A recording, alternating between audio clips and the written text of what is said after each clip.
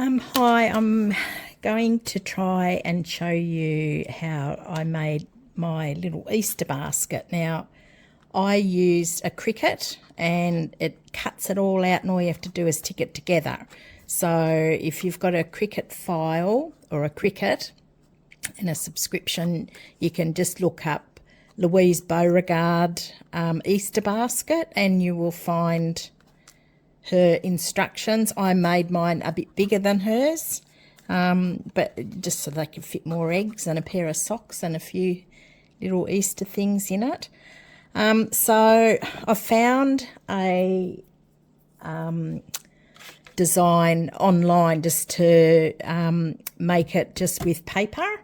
So I'll just see how I go here. So what do we need? We need a plain cardstock.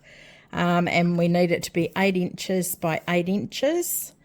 Out of that same cardstock for the handle, we need a piece. I've actually got a different piece of paper, but this is just a template for you to watch. So 1 1/4 by 10 inches. And then we need designer series paper.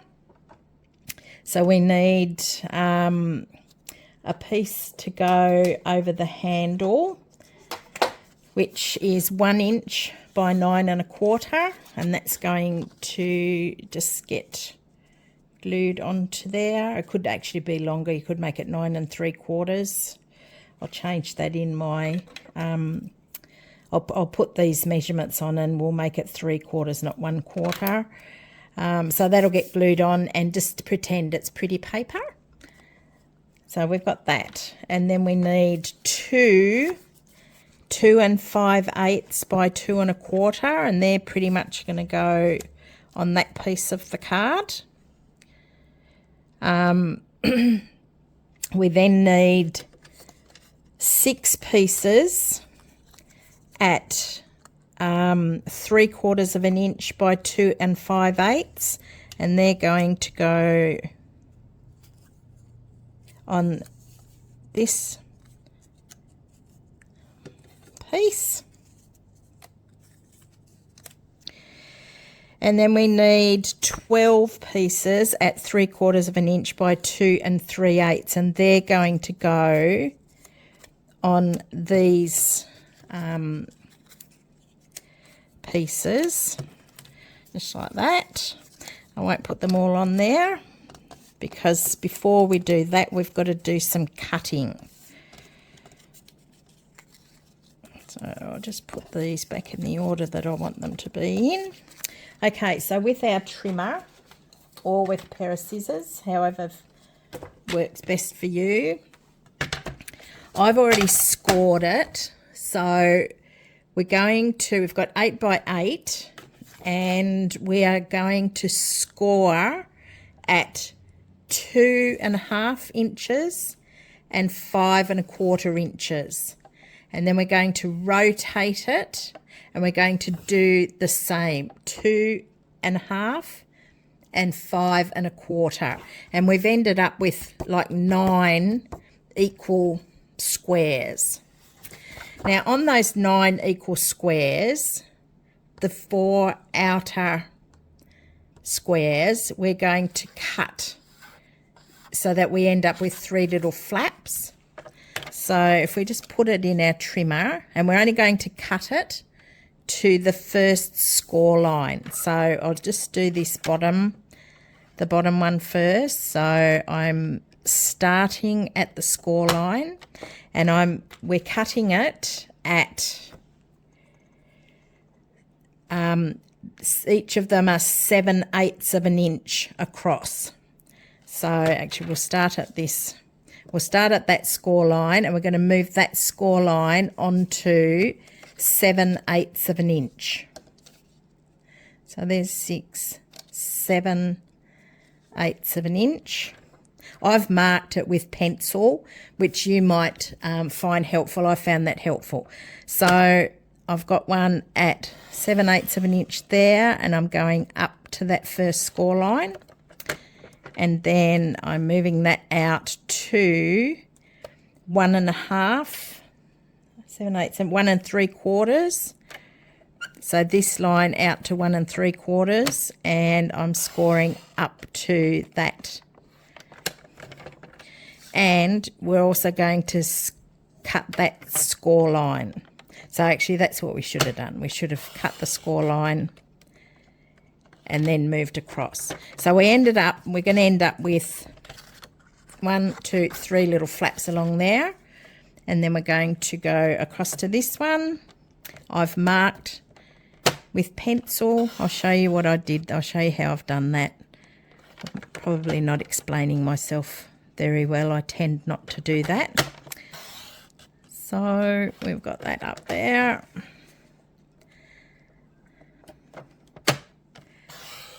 And that up to that score line.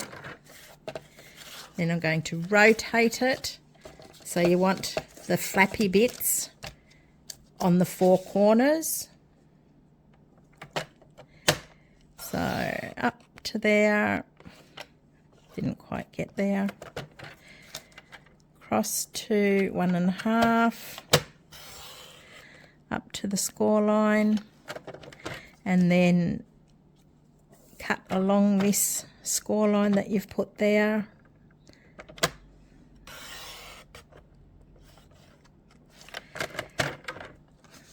And starting on the score line.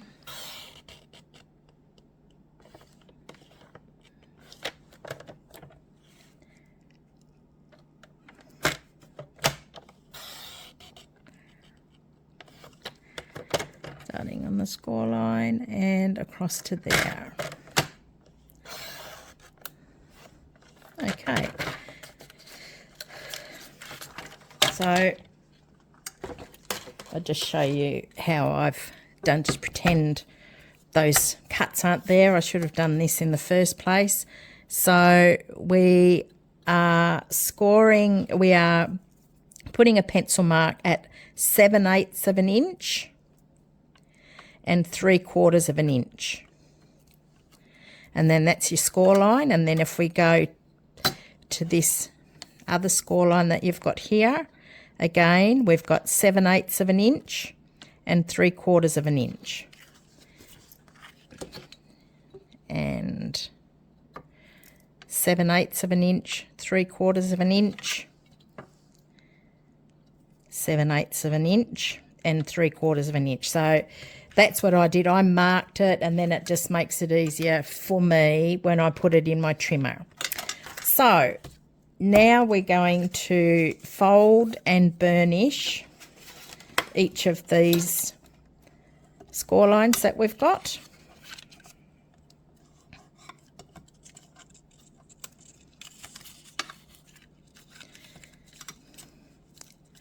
Just helps it go together if they're all folded and burnished nicely.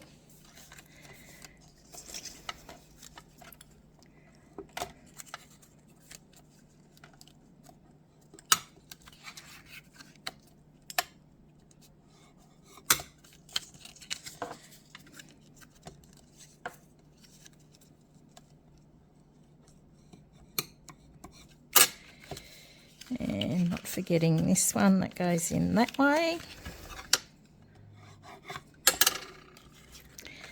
And this one that goes in that way. So what we're going to do is, with all of our pieces, we're going to, you can glue them on. I'm not going to, I'm just showing you the measurements of how to put them all on. But it's quite simple. You can see where they've got to go. You're going to glue all your DSP onto the places that they go. The only ones, these centre ones that don't have the cut in them, they run the other way. So they're going to run that way. And all the rest of them go onto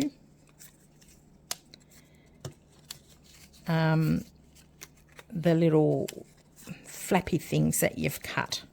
Okay, so I'm not going to bother gluing that on there because you're going to be using different paper, but it's basically just it'll give you a nice border around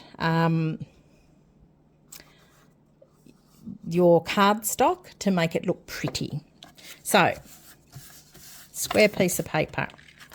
We're going to fold these blank flaps in, and we're going to basically one by one glue these outer flaps onto the thing. So we'll just get the glue here. We'll start with this inside. I like using wet glue for this because you can slide it into place a bit more. There's no real place to put it. You just got to kind of place it evenly. If you can see how I've sort of placed it across to the centre, and then this one will go over the top of that.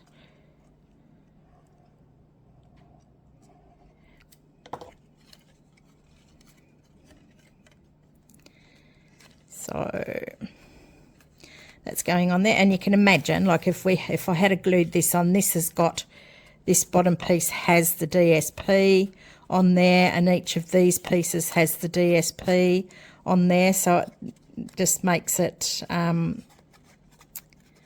you can see it peeking through. So next one.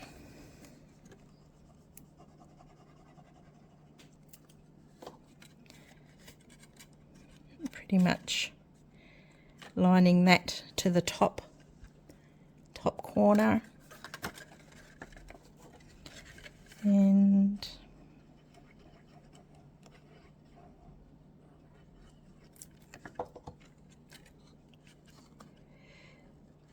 hold it there so it dries a bit. So that's going on there. It actually looks quite nice just as a plain piece of cardstock too. So if you had a designer piece, you could just use your designer paper.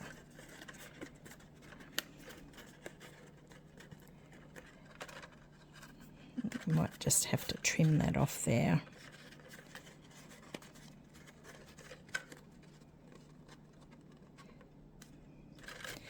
So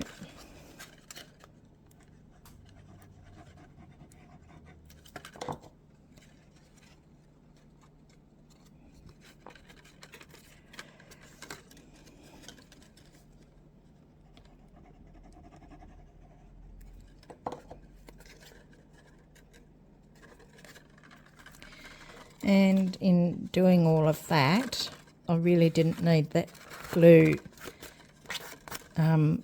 on the inside there. You really only need the glue to go where this paper is, but that'll dry, so that's fine. So then we're going to do the same on the other side. Hopefully it'll look the same.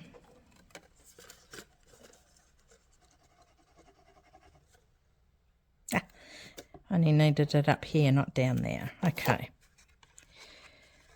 Now the bottom one you can actually put it.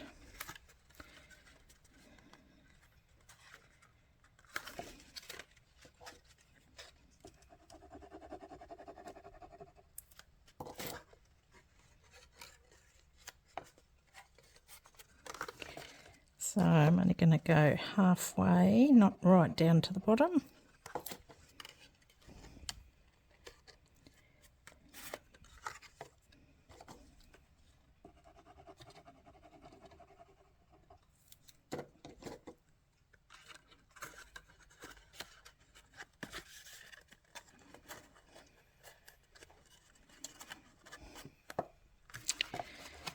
Okay.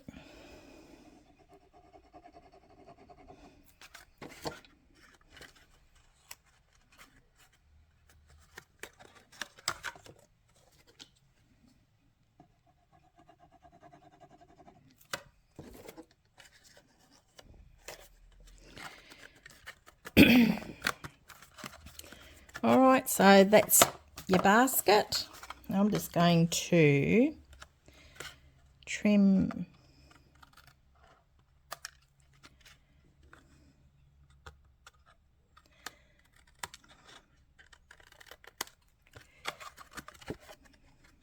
both of these sides.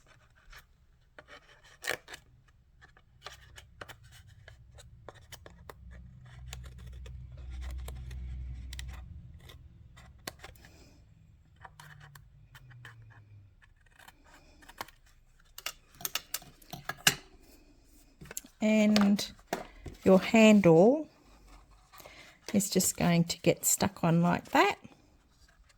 Now I've got these, they are a retired product, but they're little brads.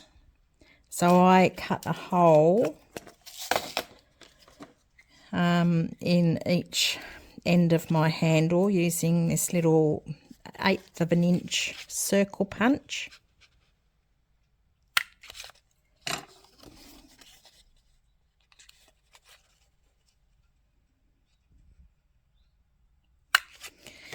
And I poked a hole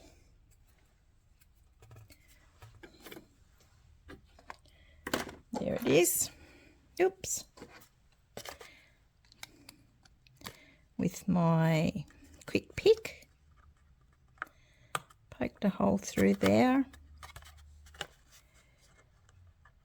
and through there, and you can see I didn't quite line this up evenly on both sides because that side had a little gap in it. I'm so afraid I'm going to poke my finger here.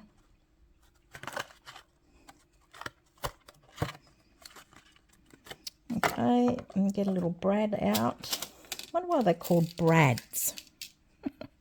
Anyway, silly question. And we're going to poke that in there like that.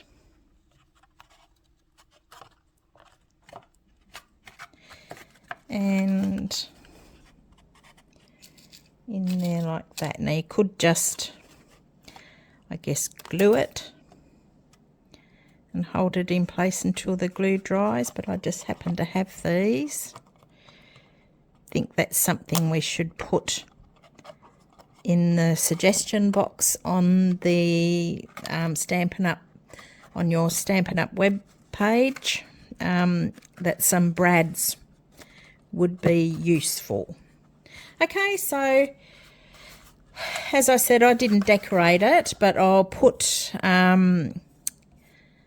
I'll include a little photo of all the measurements of things that you needed. And happy Easter, everyone. Hope you enjoyed that. Hope I explained myself. Bye.